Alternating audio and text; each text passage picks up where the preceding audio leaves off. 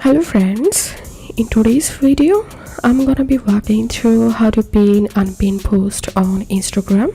But before getting started this video, make sure to subscribe 5-minute solution.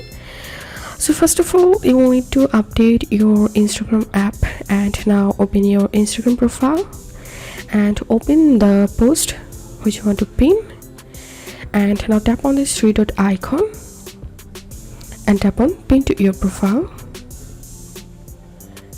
And here we can see the post has been pinned.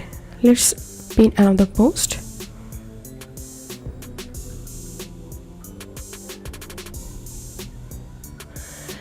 So now let's see how to unpin any post. So all you have to need to unpin, open the post you want to unpin and tap on this three dot and tap on unpin from profile, and that's how you can do it.